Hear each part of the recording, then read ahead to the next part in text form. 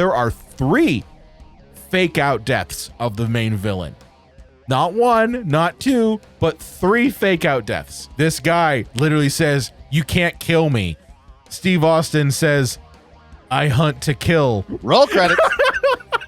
He says, "I hunt to kill," and then he gets on an ATV and literally rams the ATV into the guy. And again, he's not dead yet. I seriously wish that I watched that one instead of Maximum Conviction. You can't kill me!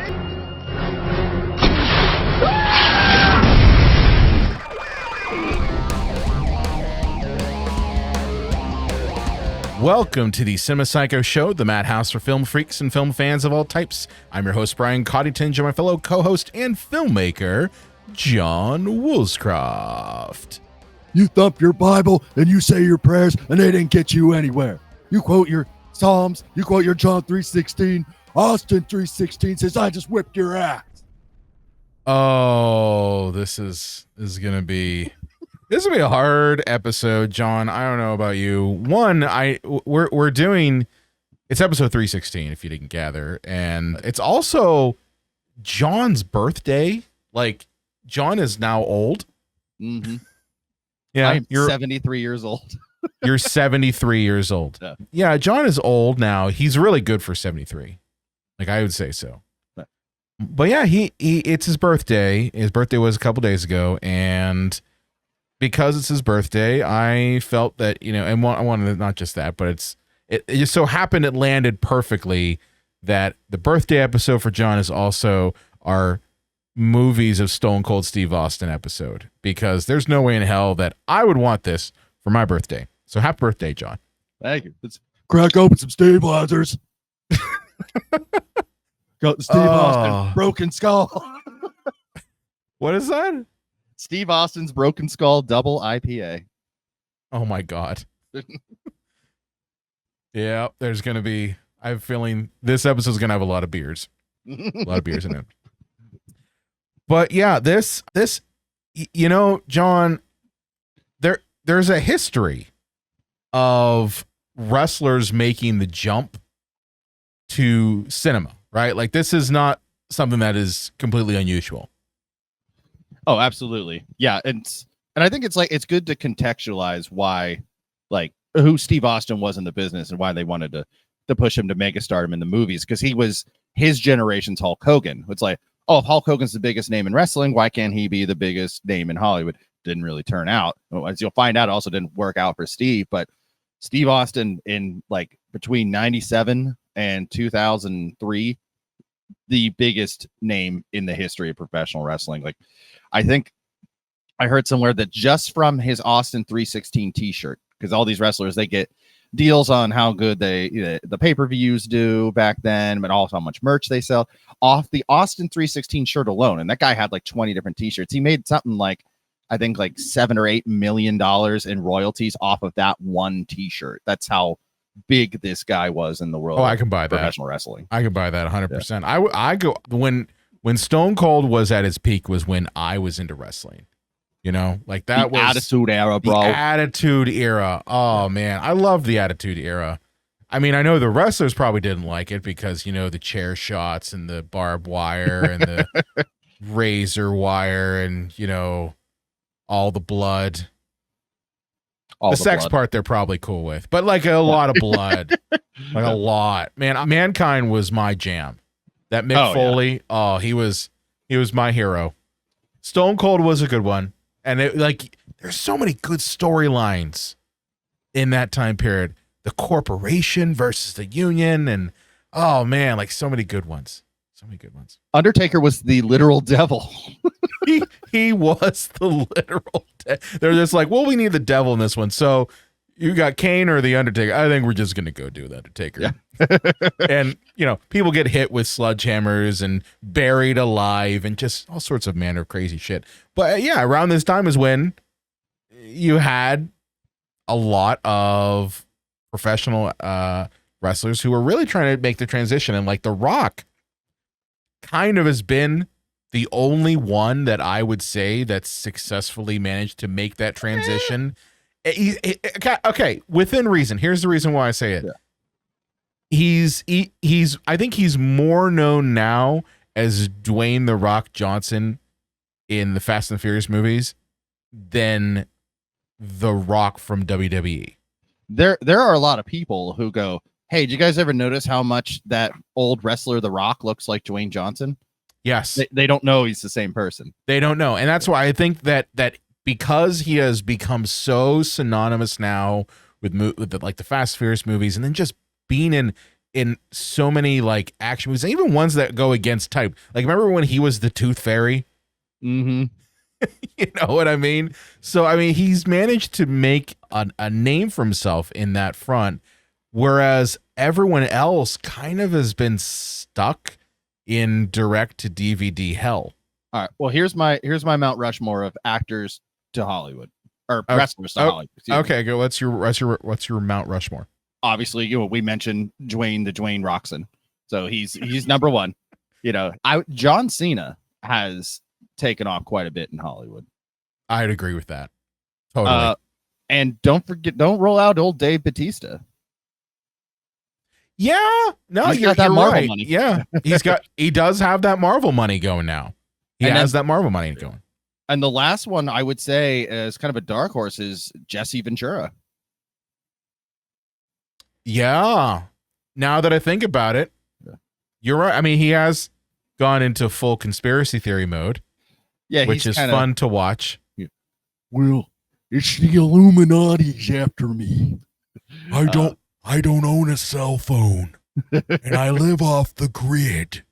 And by the way, the 80s had the best fucking cocaine I've ever had in my life. Myself, Jake the Snake Roberts, and Arnold Schwarzenegger, we used to do blow all the time.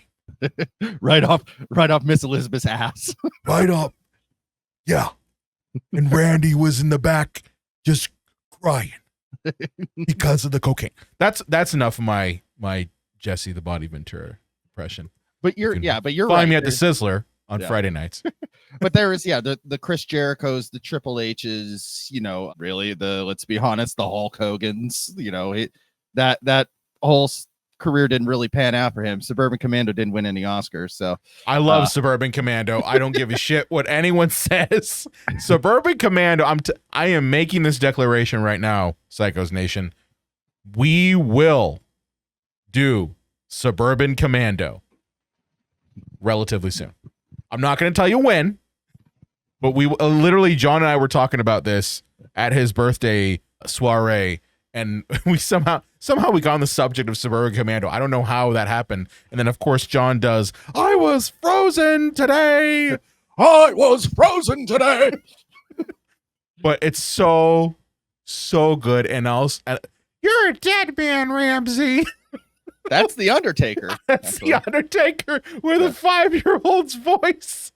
It's so good. But we will, Psychos Nation, do Suburban Commando. I pledge that to you. That's my campaign promise to you all. But yeah, no, it's not winning any awards. And I'd say probably the most infamous wrestler that tried to turn into a movie star and made one of the worst movies of all time was Edge. Do you remember what movie we watched with Edge in it, Brian? I do not. Remind me. Money Plane. Oh shit. Yeah. You're right. Yeah. I forgot that Edge was in that. I mean, Kelsey Grammer stole the show on Money Plane. You want to bet on a man fucking a crocodile? Money Plane. You want to see it? No, it was not a man. He referred to him as a dude. Yeah. Not a man. This is Kelsey Grammer. Frasier, mind you, saying, you want to watch a dude fucking alligator? Yeah. Money Plane. Oh, what the fuck was his name again? Oh yeah, it's like Thurston Cobalt Malone, also known as like the Viper or something like that. Yeah, it was the Rumble. That was Rumble, it. Yeah, it was. It was the fucking Rumble. It's like, dude, you're Kelsey Grammer. You're not rumbling shit. Yeah. Okay, Beast. But hey, well, there's the 7 Degrees of Kevin Bacon or whatever. Both Kelsey Grammer and Steve Austin have been in Expendable movies. That's true, and I have only seen like one. I saw the and first will two. only see one. Yeah. I don't need to. Here's the thing with the Expendable movies. I don't need to see any of them because I already know what the hell they're going to be about. It's going to be a bunch of bros fighting some Machiavellian villain. And, that's basically about it. And it's more or less like, how many, of your favorite 80s and 90s action stars can you lump in to one movie to battle some Machiavellian villain? Yep. It's the same thing with the Fast and Furious. But anyways, Steve Austin. Anyway, Stone Cold. Yeah. So I think his career really started in movies because in 2003, he had a neck injury, forced to retire. He got the neck injury in 97 and he had a few surgeries to prolong his career, but it was always a timetable. And so he had his last match at WrestleMania 19 in 2003. And they're like, now, what does Steve do with his career? And he did like some, non-wrestling capacity character roles in wrestling. But the WWE around this time started their production studios because apparently Vince McMahon wanted to get into the movie business. Okay, Vince, know your lane. But after movies are not your thing, Vince. Yeah. But after The Marine with John Cena, the second movie they made was The Condemned with Steve Austin. And they always, I think, planned to do their movie studio around Steve. He was supposed to be in The Marine, but some timing issue, he couldn't do it. Because John Cena was not the John Cena that we all know today at that point in his career. So it was interesting they put him in there. But, the next movie that came around was The Condemned. And that was, unless you count The Longest Yard, which he had a very small role in as like a racist police guard or prison guard. That was his introduction to movies at that point. Yeah. And I want to preface our review of these movies by saying that we did not watch all of them, because if you go and you look up the entire filmography of Stone Cold Steve Austin, there's a lot. He's got like a baker's dozen of movies. They all have the same title, like it's not Project Kill Project. Yeah, Recoil, Gunshot, Maximum Convention, Gunshot, Chuck Steak, Hunt to Kill. That one might be my boomstick. That one might be my favorite one. Hunt to Kill. Yeah. But I just want to preface this by saying that John and I did not watch every single one. And I'm just saying that because I know what's going to end up happening are the fanboys of a certain bargain bin Stone Cold Steve Austin movie are going to say, you didn't get it right. You didn't get this part right. And why are you talking about this and blah, blah, blah, blah, blah. I don't want to hear that. Okay. There's no way in hell that we're going to watch all of these movies. This man has more movies than Neil Breen has films. So, and it's taken us years to get through Neil Breen's collection. And so I just want to preface that. And 99% of them, I guess, like Longest Yard and Expendables are Hollywood movies. I'm not saying they're good, but they're like Hollywood budgeted movies. Like these are what I call like red box movies. I would call them Walmart bargain bin. Yeah, like $5.99 in the Walmart bin. These are $2.99. These are not $5.99. Like I have seen some $5.99ers. These are $2.99. These are, hey, I rented a camera for a weekend. Let's go out in the Canadian woods and film something. Which I have nothing against that. But somewhere in there should be like, what's the story gonna be? You know what I mean? Like, we could go out in the woods, but what is the story going to be? We'll shoot up a bunch of machine guns and we'll piece it together. I really think that, John, it is, hey, I just got done watching The Rock and Die Hard. Let's go out and make The Rock and Die Hard in a prison that I've got for a day. Or let's go out and do Rambo First Blood in the woods, because I've got the woods for the weekend. You know what I mean? Like, a lot of these movies just feel very much like they're knockoffs of Hollywood films from the 80s that were better. And to be clear, in case anybody was confused on what Brian just said, because we're talking about wrestlers, he meant the movie The Rock. Yes, I meant the movie The Rock. I did not mean The Rock, the Dwayne Johnson. Yeah. No, it just they all feel very similar to other films that did it 1,000 times better.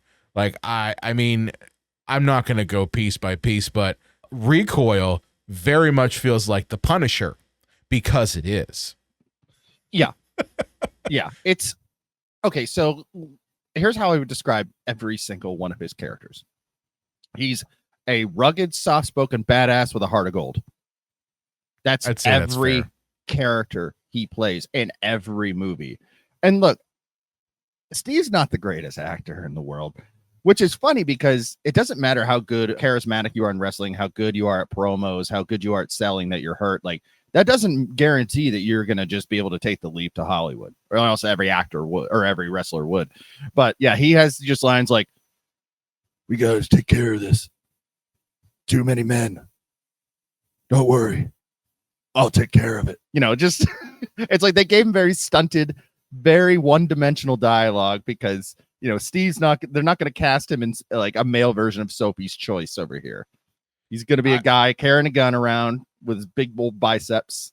I mean, I will say that the worst one, like I watched two, okay? In all transparency to you, the audience, I watched two of these Steve Austin films. I watched Maximum Conviction. Oh boy. And then I watched Recoil. And I hate to say it, Recoil is about 1,000 times better than Maximum Conviction because it doesn't have Steven Seagal. But you're right, John. He basically has maybe, I don't know, 10 lines in the entire movie. And that's why I say he's like the Punisher. Like, and I'm talking about the Punisher with Thomas Jane in it. Yeah. And like, where it's like he's got 5 lines that he's saying to Rebecca Romaine. And it's the same thing in this. You know, he's saying it to the siren from Tron Legacy, who's the quote unquote not love interest. Like, she's just kind of there. But yeah, it's like, I don't have a family. Go hide here. And that's it. Where's Darcy? Like, that's all his lines are. Even when he's pissed off, he's not saying any lines. Yeah. I'm like, this is the guy who in the WWE, yeah, he was all about personality. Like, say what you will about it. Like, that was the allure of Stone Cold Steve Austin, is the personality, that character that he made. And to see him in these movies where you don't get to see any of that personality is the one thing that I was like, this kind of sucks. Yeah. You know? And the thing is I think everybody just remembers like Steve Austin, the character in wrestling, as just like this badass, and that's all they remember. Like, I would challenge anybody to go back to 2001 when he turned heel. The guy's hilarious. You know, there's a wrestler named Tajiri who didn't speak a word of English. And in 2001, Steve Austin's character was convinced that everybody was out to get him. He just was living in paranoia. And like, he would just vent to Tajiri, and then Tajiri would say a bunch of stuff in Japanese, and he would go, exactly, you know, because he's like pretending this guy is actually on his side. And there was one point where something actually happened that, you know, could seem like a conspiracy against Austin. He's like, this is exactly what Tajiri said would happen. You know, just very just goofy shit, you know. You see, I had checked out of wrestling way before that Austin turned heel. Yeah. So like for me, peak Austin was his whole feud with Vince McMahon, and like that the moments in that series of, you know, the storyline, some of the funniest bits are in there.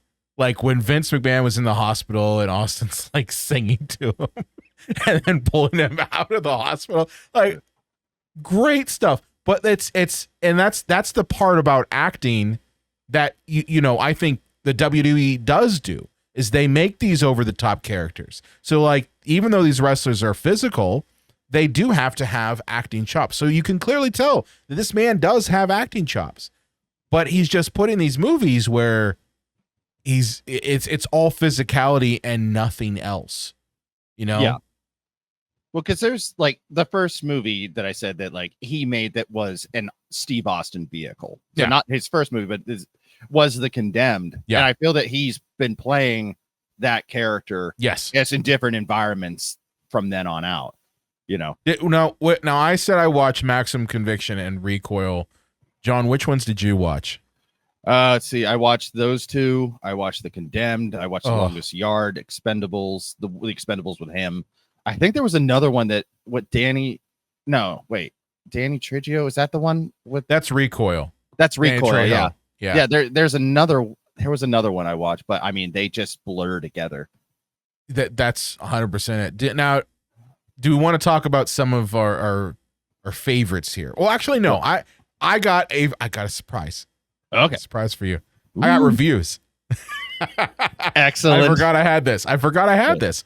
All right, so I got some reviews here. Now, I picked reviews I did like 4. I usually have 4 reviews for, those who have never watched or listened to our podcast before. I usually have 4 terrible reviews of a movie we're covering. Since Steve Austin has multiple movies, I picked 4 reviews, 1 from each of the 4 movies. So these are in no particular order. But let's start with this first one here. This is from Maximum Conviction. Probably the best one. Yeah. All right. Seagal should never be trusted with exposition. Unfortunately, most of the dialogue in Maximum Conviction is just that, and Seagal whisper mumbles through it all with his eyes glued to the off-screen cue cards. Steve Austin, who I enjoyed in The Condemned, doesn't do much better, although he at least still has some of that Texas rattlesnake charisma. The 2 men wander around a prison, shooting people and wearing 50 pounds of tactical gear. Anytime that Seagal has to do any close combat, the editing gets fast and choppy, so he doesn't have to do much moving around. And that said, I'm kind of disappointed that the optimistic franchise kickoff of an ending hasn't led to any sequels yet. Wow. It's the Super Mario Brothers ending. Leave it over for a sequel that ain't gonna happen. Well, Maximum Conviction is, I gotta say, it's probably the worst one. I really think Maximum Conviction's the worst of the worst when it comes to this. Wouldn't you say so? Well, as you said, Brian, we didn't watch all of them. There could be one out there that's worse, but the fact that this one has Seagal, I highly doubt it. Well, that there's a worse one than this. Let me break down Maximum Conviction for you, okay? So, as I mentioned, it's basically Die Hard and The Rock in a prison. Mm-hmm. Okay? That's in essence the whole story. Okay? Steven Seagal is apparently a tactical wizard. He's on the level of Odysseus in terms of tactician. That's why his only means of attack is to use bear slap, okay, karate chop, and be replaced by a much thinner stunt double. Yeah. That's all he's got. This is eons after his star had faded into nothing. Boy, this is right when Seagal went full crazy and decided, hey, I'm gonna be a Russian plant and I'm gonna, this is not yet. This is I think this came out in 2012 or so. So he hadn't yet jumped on the Trump train, but man, oh man, he had gone full nutty already at that point. You ever drink his energy drink? No, does he? I didn't know he had an energy drink. Not any longer. Oh, it tastes like piss. You actually drank it? Yeah. Here's the thing. I don't like energy drinks. They make me anxious. Neither do I. So I don't really drink them. But every time a completely random ass celebrity came out with an energy drink, I'm like, I have to try this now. It's like whenever a fast food place comes out with the grossest looking thing you've ever seen in your life, I'm like, I have to eat that. Yeah, I understand that. Remember I ate the black hamburger.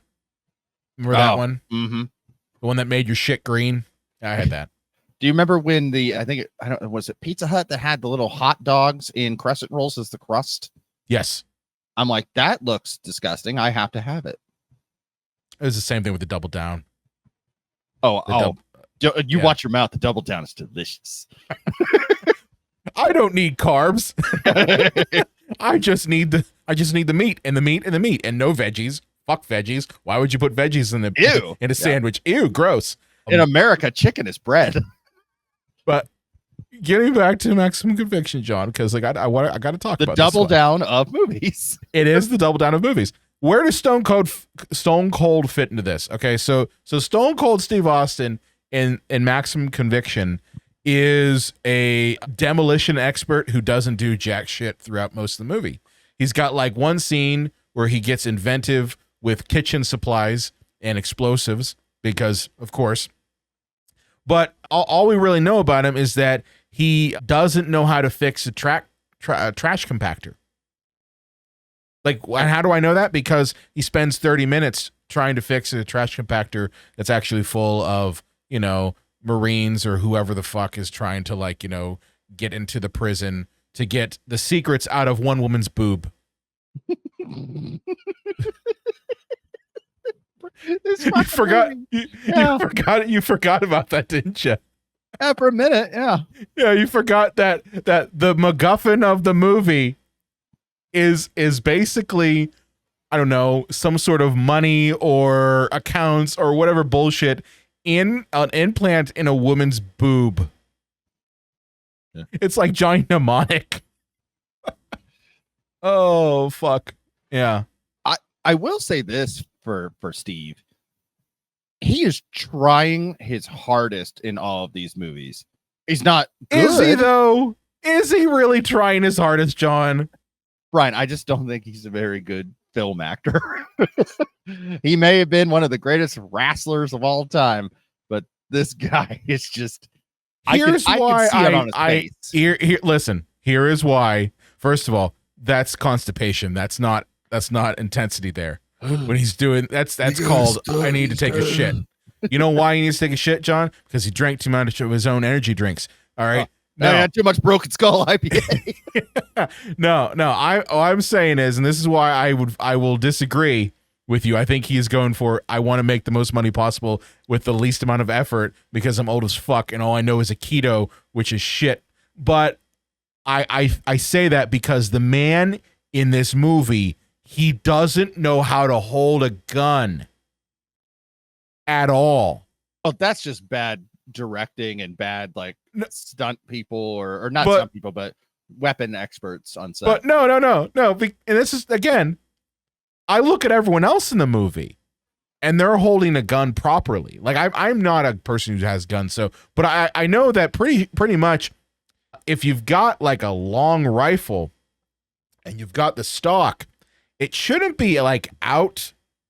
And I'm going to describe this for our audience. It shouldn't be, out in front and not like hitting your shoulder because the recoil of the gun, that's an automatic weapon, might like fly out of your hands and smack you in the face. And I kid you not when I tell you this, that throughout this whole movie, Steven Seagal is holding a gun like he's never seen a gun before. Like, and he does like he's an alien. Well, Brian, when I said he's trying his hardest, I was talking about Stone Cold, not Steve. Oh, okay. I thought wrong Seagal. Yeah, wrong Steve. Yeah. Wrong Steven. That's what I meant. Yes, in that regard. Now, I take back what I said. Stone Cold, yes, is trying his hardest. Steven Seagal is trying his lowest. Yeah, he's reading those cue cards. He got paid the second he walked in the door. He's not doing any third take.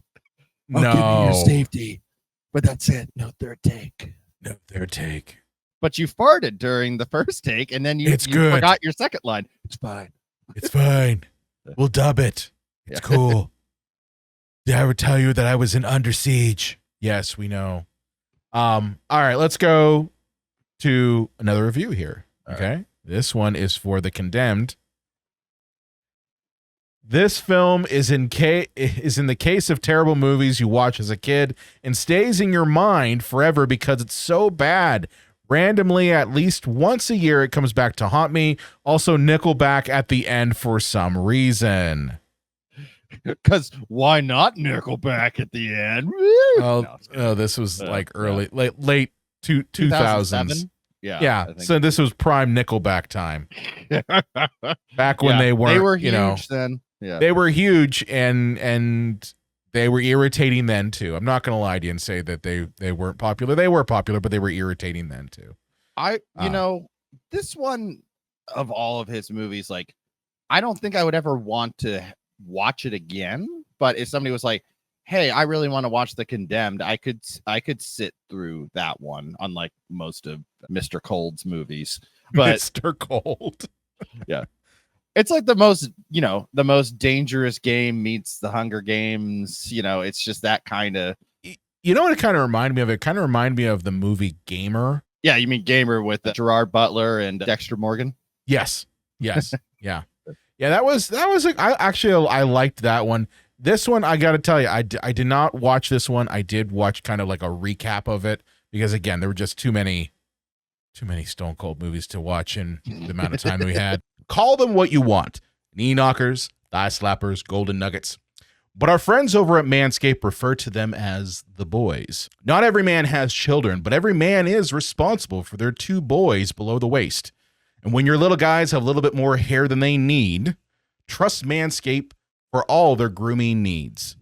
Boys need love too, so join the 10 million men worldwide who trust Manscaped by going to manscaped.com and use the code CINEMA20 to get 20% off and free shipping. You heard it first here. The boys are back in town. Now, John, it's been a little hot, a little tiny bit hot. You ain't just whistling Dixie. Yeah. It's been a little hot here in Pittsburgh the past week or so. So I'm going to ask you, how are your boys holding up? Oh, I'll tell you, when it's 300 degrees outside, give or take a temperature or two, it is nice to have as little body hair as possible. And it used to be, before I had Manscaped, I was completely bald on top above my dick. It looked like Patrick Stewart's head, but my balls always looked like an old-timey gold prospector. I don't have to worry about that anymore because thanks to the Manscaped, I can actually keep my balls pretty shaven, pretty clean. And look, every man knows how scary it is getting that close down there below the waist. But that is why Manscaped is always so great for those sensitive areas. Introducing the Lawnmower family, including the Lawnmower 3.0 and the 4.0 and the 5.0 Ultra. Yes, 3 ball trimmers. Isn't that awesome? It is. It is really awesome. Boys need love too. And for that reason, each trimmer is equipped with skin-safe technology and an LED spotlight and unique features for different grooming needs. Oh, and these babies are waterproof too. Need I say more? For the basic trim, go with the 3.0 and work your way up to the 4.0 and the 5.0 for the ultimate grooming experience. Take it on the go. Manscaped has you covered. These trimmers come with a travel case and even a travel lock feature to avoid any accidental powering on and off or weird looks at the airport. This right here is the cutting edge of cutting pubes. Upgrade your ball trimmers and your life will follow. Get 20% off and free shipping with the code CINEMA20 at manscaped.com. That's 20% off and free shipping with the code CINEMA20 at manscaped.com. For the best your boys have ever looked, trust Manscaped. Naked nutty buddies. But I mean, from what I saw, it feels like this one did have the most amount of desire to make something good. I mean, it did. I don't know if the whole rape thing needed to be in there, but whatever. No, we didn't really need to have sexual violence, but so 7, yeah, that part I don't think needed to be really in there. But I kind of like the fact it is a bit like the Hunger Games and like each character's got their own thing. And Vinnie Jones is great in just about anything. And of course he's going to play a villain because that's what he does. Yeah. But yeah. Well, and out of all of the WWE studio movies, this is hands down their Citizen Kane. I mean, you really think so? I've watched a lot of them because I'm such a huge wrestling fan that whenever they just pick a random wrestler and put him in a role, I'm like, I have to see this nightmare of a film. There was a movie where a wrestler named Dolph Ziggler was a vice cop, and the mayor who he had to keep answering to was played by Kane, the Glenn Jacobs, who was Kane in WWE. This ginormous, weird ass looking motherfucker is the mayor, and like he has no reason to be. Wasn't he an actual mayor? I mean, he did become a mayor after the fact. I was gonna say Kane Knox did become County, a mayor. Tennessee. Yeah, Yeah. but he has no business being there. He was either contractually obligated or they offered him like a boatload of money, and he went, "Yeah, I'm not an actor, but I'll do this, whatever. But I'm gonna warn you, it's gonna be a horrible performance." So what you're saying, John, is that WWE is making movies specifically for you. Kind of, yeah.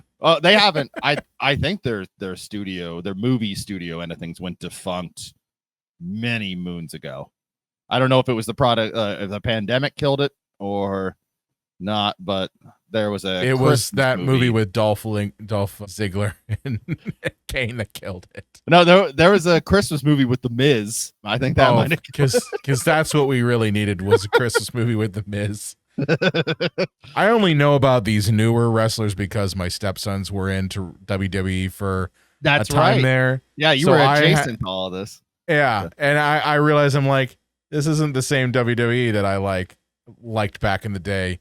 Well, and then it's as a stepdad, you're probably happy it's not what we grew up with. Yeah, but I mean, the truth is like that didn't stop them from, of course, doing wrestling moves and shit like that. It just wasn't chair shots now. Right. Yeah. So well, it's still the chair shot, just not to the head. After we learned about the whole like CTE thing. Yeah.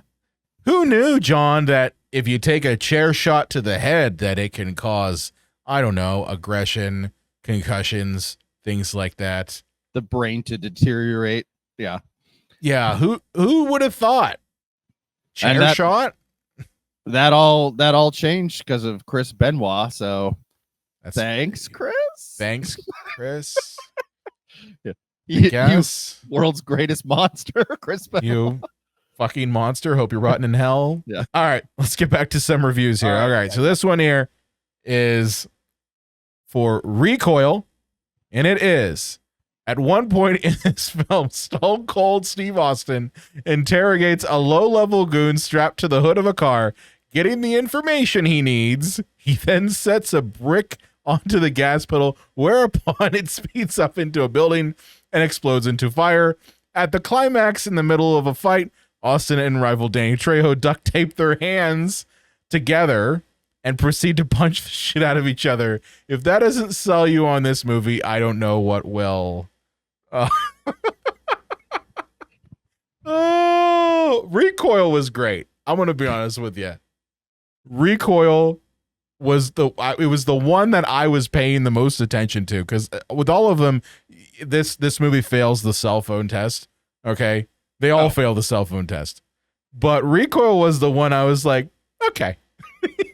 Well, see, Brian, I feel there's two cell phone tests. It's one is the movie keeping my interest, but also the other cell phone test is if I actually look at something on social media, this movie's so dumb, I know I'm not going to miss a plot point.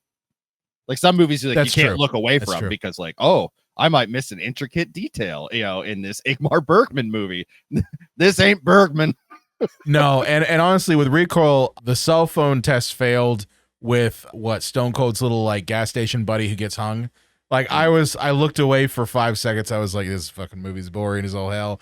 And sure enough, I look up. I'm like, oh fuck, his little buddy's dead in the middle of the town, hung, because that's what happens. Now, Recoil is, as I mentioned earlier in the episode, it is basically the Punisher. Like, I kid you not, but it's the Punisher mixed with, what the hell is it? Oh, crap. Sons of Anarchy. Like, that's literally the movie, is what would happen if the Sons of Anarchy were evil, more evil than they actually are, and took over the town called Hope. Well, I'm not kidding. Peaceful City was already taken as a name. Peaceful City. Joy. Crack into the Steve Weiser. And John is quite literally drinking beers. There we go. There we go. Okay. I'm not editing any of this out, by the way. I'm keeping all this in. Not. I mean, that might have popped a little on the... No, we're good. We're good. We're good. They understand. It's 3:16, John. So, yeah, they take over the town of Hope. Steve Austin is a vigilante who comes to town to avenge the death of his family, who were, again, just like in The Punisher, shot up But this time, instead of John Travolta being the one behind it, it's Danny Trejo in a Joker mask. Yeah. But also Steve would have probably been 5 during Vietnam, so he can't quite be the Punisher. True. But yeah, I mean, all in all, like, I actually enjoyed this movie because of some very funny things. Like the fact that Danny Trejo, apparently, even though he's, I don't know, 60 something in this movie, is able to take hits from people half his age, and he just takes it and just stays like, I'm fucking Machete. It's like, dude, Machete's a fictional character. You're not really Machete. You're an old man at this point. But hey, good on you, buddy. I don't know, Brian. Like, if I'd pick a fight with Brad Pitt. I'd pick a fight with George Clooney. I'd pick a fight with Kevin Bacon. Not that I'm looking to do those things, but Danny, I wouldn't fuck with You would that not guy. pick a fight with Machete? Oh, no. That dude's a convicted felon, man. That's true. He was really in prison. Well, it's just, you know what it is? It's a thing where this, like, I love Danny Trejo in just about everything he's been in. Like, I even loved him in Harold and Kumar's Christmas. Oh, he plays. It was fucking hilarious. He's great. He has great comedic timing. Nutting on a Christmas tree. Yeah. But it's just, I guess it's just a thing where it's like, this is the one movie that I could see the age difference really starkly.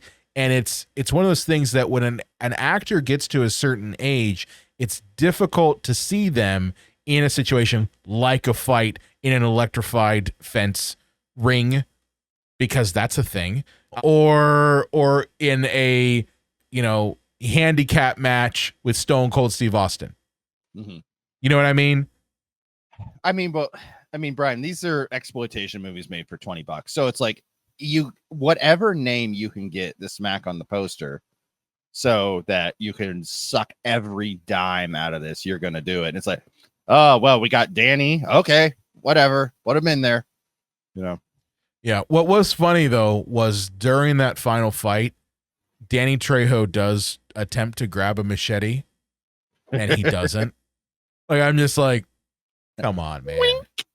Yeah. He grabs like some scythe or some shit, and I'm just like, you're fucking Machete, man. Like, I know you're the bad guy in this movie, but come on, just do the thing. Do the thing. You know, or at least like pull off your shirt and show us the you know, the woman tattoo with the sombrero on her head. Like, just do that. Like, there you go. But yeah, no, I actually was okay. The only things I have against Recoil were just, I thought Darcy was a waste of time. Yeah. I was like, who the hell is this actress? I've seen her before. And then I realized, I'm like, she was one of the sirens in Tron Legacy. She was the blonde. I'm like, there you go. She has lines in this movie, so congratulations. But she Journeywoman actress. Yeah, she just kind of was like just there. She didn't add anything. And you're like, again, like because they're trying to do this whole thing where this really is the Punisher, it doesn't really work, because, you know, the Punisher, Rebecca Romijn was supposed to kind of be the love interest, and they had kind of this on and off type thing that really didn't feel natural, and they kind of did the same thing here too. But no, I didn't hate Recoil. Did you hate Recoil?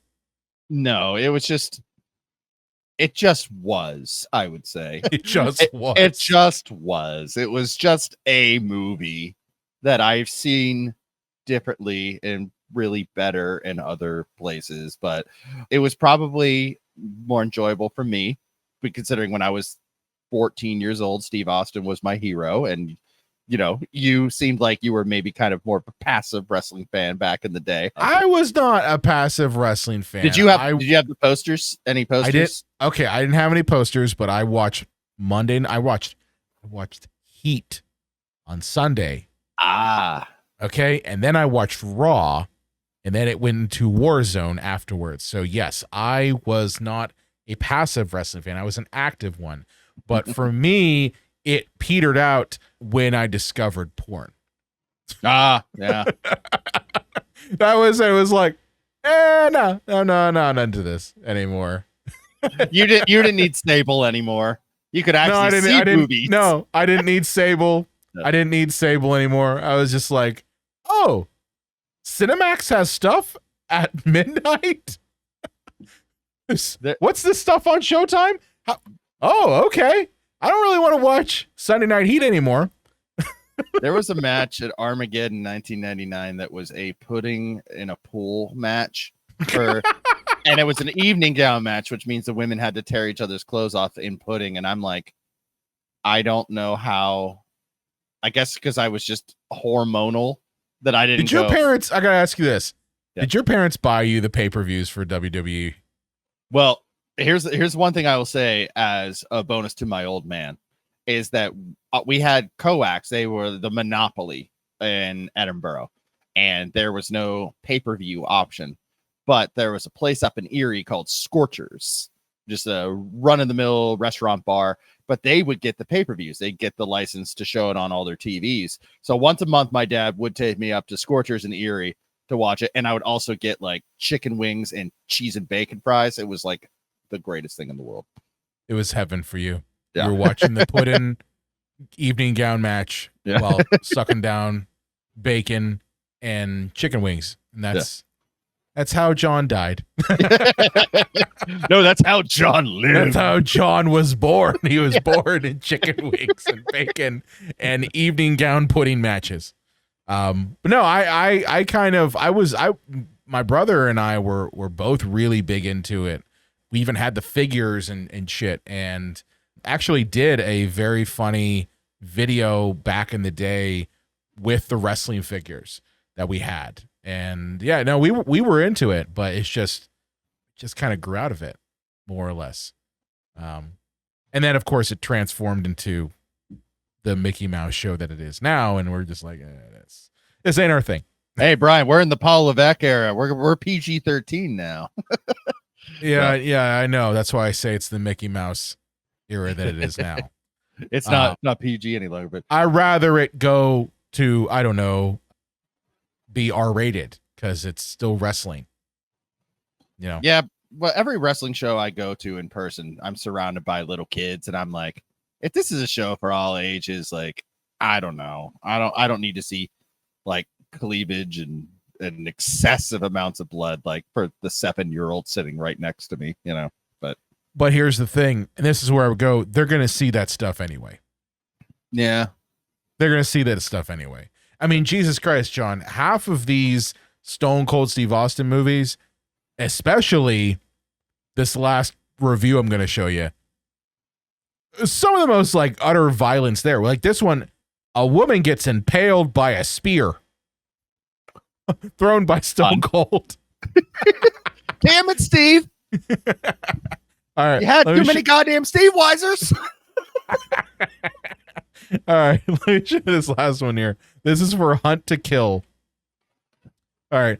Unintentionally hilarious thriller with unstoppable force ranger Steve Austin chasing a bunch of crooks who've kidnapped his daughter, being shot, dropped off cliffs twice, and beaten up doesn't even slow him down. Austin does a terrific imitation of a lump of wood while the villains overact wildly. Hilarious chase sequence at the end where the Chief Nasty is obviously running with little mincing steps to allow the lumbering Austin to catch him, featuring the most amazing watch ever seen outside of a Bond movie. They're talking about a wristwatch, by the way. Yeah. Fucking Hunt to Kill, man. This is a crazy fucking movie. And honestly, this is what I wish. I wish that I saw this one in totality. Again, just in full disclosure, I did watch a recap of this. I wish that I watched the whole thing after watching the recap. I'm like, holy shit. Because this is quite literally Steve Austin being the Predator. It's like literally like him and the Predator. And a little bit of the Running Man, if you will. Like, and I say that because he's actually got like catchphrases in this.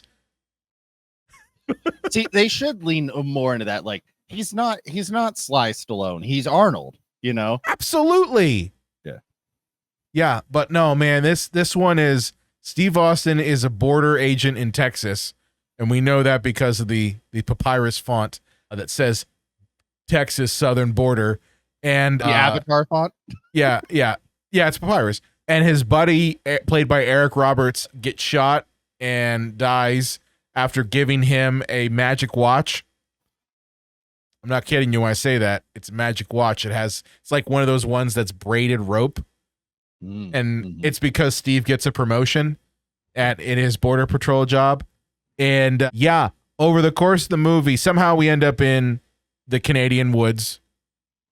And his daughter kind of hates his guts and is a troublemaker. And she gets caught by the police. But at the same time, this gang of crooks are on the hunt in the same woods that Steve Austin is in, trying to get a hold of one of their former crook people that kind of ripped him off, trying to capture this bag full of bearer bonds. So it's a little bit like Die Hard as well. All these movies are kind of like Die Hard. The fun fact is, if you have possession of a bearer bond, that means you own it. Yeah. Like if you had $100,000 in bearer bonds, Brian, if I came to your house and stole them, they're mine now. That's how bearer bonds work. That's how bearer bonds work. Yeah. It's basically cash. Yeah. In essence, it's cash. If you've got it, well, you've got the cash. No one says you don't have that cash. But to make a long story short, they kidnap his daughter, force him to walk in the woods, try to find the guy who stole their money, and Steve Austin uses the magic watch to rappel down a mountain. I'm not kidding you when I say that. He uses it to wrap around a trunk of a tree, rappel down the mountain. He captures the bag full of bearer bonds. And then, of course, because they're bad guys, they double cross him. And then he has the best montage ever of becoming a badass. Like the man literally is like putting the black soot on his face. He's sharpening spears. He's got a bow and arrow somehow. We don't know. And it's a compound bow. Don't ask me how he got one, but he's got one. And yeah, he just starts picking them off one at a time. And yes, as I mentioned earlier, he does throw a spear at the female criminal in the gang, and it completely impales her, a la Vlad the Impaler. Well, maybe he thought she was a trout. he was hungry. And he throws it from the fucking high ground. And it's literally a pike type thing, and just kills her right there. And this is, of course, after he had impaled some guy with a stick, and then had shot some guy with a bunch of bow and arrows. And the battle at the end of this, yes, as this reviewer would point out, is hilarious because there are 3 fake out deaths of the main villain. Not 1, not 2, but 3 fake out deaths. It sounds like speaking of Die Hard, like one of Hans Gruber's right-hand man, like the guy with the really whitish blonde hair. Yes. Who just will not die. Yeah. And it's honestly, that is 100% it. This guy literally says, "You can't kill me." And then, of course, Steve Austin says, "I hunt to kill." Roll credit. He says, "I hunt to kill." And then he gets on an ATV and literally rams the ATV into the guy. And again, he's not dead yet. He shoots a flare at the guy who's pinned down by the ATV, causes it to blow up. I wish I watched that. I seriously wish that I watched that one instead of Maximum Conviction and Recoil, because man, that one that's where I think the Steve Austin movie should be. It needs to be goofy, over the top, batshit insane. Yes. Yeah. Yes. It cannot be grounded in reality. It cannot be filled with pathos. This isn't Steve Austin. He doesn't do pathos. He does, what was JR used to say, 2-toed slobberknockers or some shit like that. Oh, yeah. Just some slobberknockers. Yeah. Yeah, it's a slobberknocker. That's what man does. He does those. Okay. Oh, man. But I wish I had seen that one, is all I'm saying. So, Brian, let me ask you, why do you think that Steve never made it in Hollywood? And I'll preface this as a two option question. Is it because he just isn't The Rock, or is it because he was just given like crap movies and never given a chance to be in like a real Hollywood movie? That's a really good question. I think part of it, I really think part of it is he's a victim of his own success. I think where The Rock very early on had an eye for, hey, I don't want to just be known as The Rock. You know what I mean? Yes, he's dipped his toe back and forth into the WWE's, over the course of his movie career. But like, this man started off doing movies in 1999 with The Scorpion King and Mummy 2. So, I mean, he's already started that. Yeah, it was around 99. No, 90. 2000.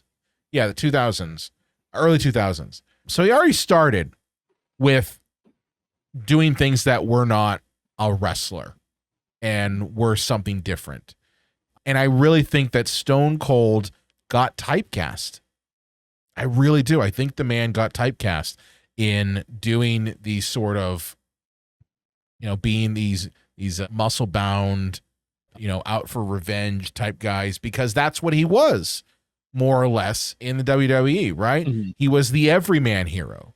That was the guy he was. He was the guy who didn't like his boss. You didn't like your boss. You aligned yourself with Stone Cold. You're just like, yeah, Stone Cold doesn't like his boss. I'd love to douse my boss in beer. Like, that's the type of guy that Stone Cold Steve Austin plays, and it's kind of run through in just about every one of his movies. You know what I mean?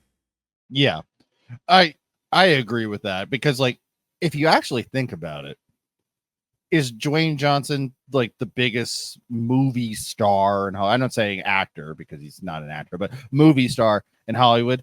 Yeah, I mean, at least he was even just a couple of years ago. But I can name on one hand his movies that I actually enjoy, and I don't think the hand would be full, because most of Dwayne Johnson's movies are utter garbage, but they're $100 million garbage, unlike Steve's, which is a $3 million garbage for the discount bin at Walmart. So I think that's really the difference that really hits between the two of them. But I think of the acting career of Jon Stewart and Ellen DeGeneres and people like that. Some people are made to be entertainers, but not actors, because both Ellen and Jon Stewart tried to make it in the movie business, and they both pivoted into like talk shows and hosting events and that type of thing. Like, Steve Austin has had an incredible success with his reality shows, with his Broken Skull Sessions podcast that he does. Steve is very good at being Steve, more than he is being an actor. And they always say the best characters in wrestling are ones where you take your own personality and then you ratchet it up to 11. And well, that's the thing, is that, and I love you brought up the fact that he's doing this podcast, because, I've seen clips of his podcast, and that's a very different side of Stone Cold, right? Like, that's not, the beer guzzling, guy that we grew up with. That's someone who's a really good interviewer and really knows how to get these stories, because he's in essence interviewing other wrestlers, like, and talking to them about their experience in the WWE, and he's doing it in a way that gets to the core of their experiences in this industry, and cutting through the bullshit. And he's doing it in a way where he really is a really good interviewer. And it's nice to see him do something other than, be the character that he was for, 20 some odd years. Right. You know what I mean? Yeah. But again, I would say, like, again, the best characters are ones that are ratcheted up to 11. Like, the Stone Cold character is an outrageous, farcical representation of who Steve Williams, who became Steve Austin, really is. Where it's like, I'm not saying that you can't have a character that's not you. Like, the Undertaker is not an undead wizard. Turns out he's just some big guy from Texas. He's not an undead wizard. But yeah. Wait a minute. Next, you're going to tell me that Kane really isn't his brother. Wow. What? But yeah, it was Dr. Isaac Yankem, DDS, who later then became Kane. But yeah, it's when we see Steve Austin on these shows, like, I'm Steve Austin, and I'm gonna be driving the craziest vehicles you've ever done, see. It's like, wait, he's still stone cold because it wasn't that he went behind the curtain and went, oh, bloody hell, I think we did a wonderful thing there. Wasn't I amazing as a Texas redneck? Oh, yes. It's really just who he was. He's just some guy from Victoria, Texas, who hates authority and and likes to whoop ass and swear and curse and drink beer. That's just who he is. And it's just like, okay, this is just an exaggerated version of him.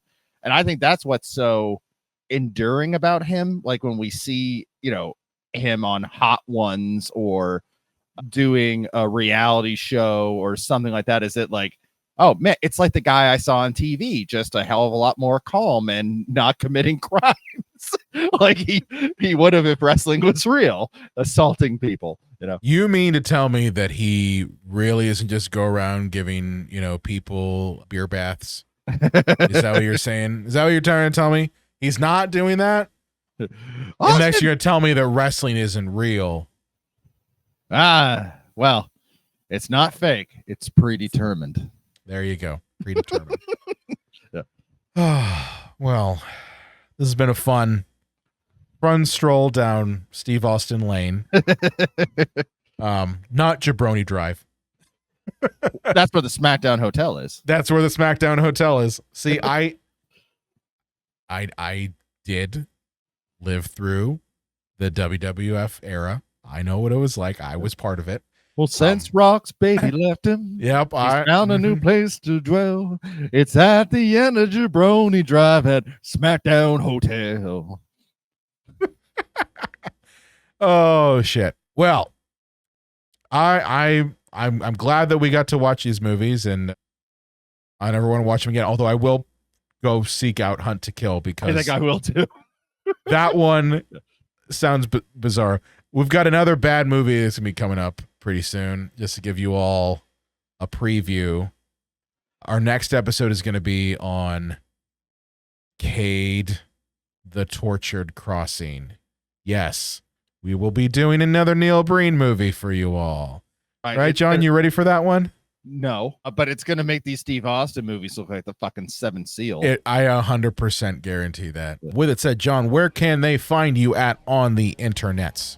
Let's see, you can find me over at Instagram and Facebook. They can find me over at Jada's Video Nasties. I am on a very, very limited hiatus. Nothing's wrong. I'm just editing an independent film. A movie? A movie that Brian did a little bit of everything. I did some sound on it. I did do everything on it. No.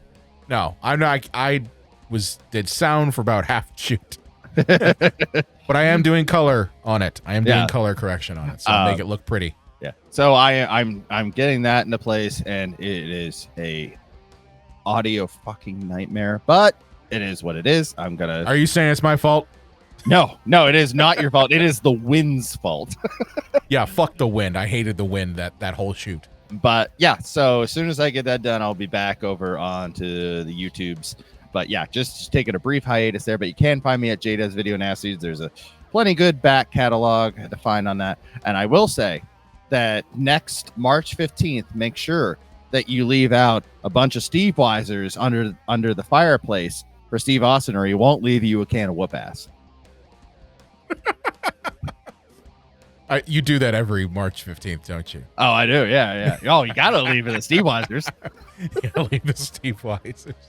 Oh shit. Well, with that said, do me a favor. If you've loved our episode here talking about the movies of one Stone Cold Steve Austin, do me a favor and share this episode out with your friends. Maybe you got a friend who's a WWE freak like John, or maybe someone who was into it at one time, like myself. Go ahead and share this episode out with them. It really does a lot for us in trying to grow this podcast. If you also want to, you could go to cinemapsychoshow.com cinemacycle.com/follow.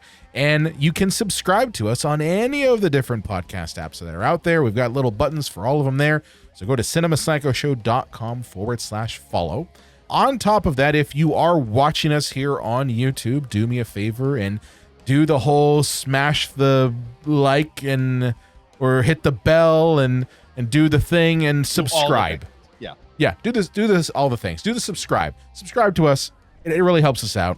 I look at our numbers and I see that we got a lot of people who really like our shorts and really watch our episodes, but they're not really subscribing. So why aren't you subscribing? Never miss an episode. And with that said, we will see you next time.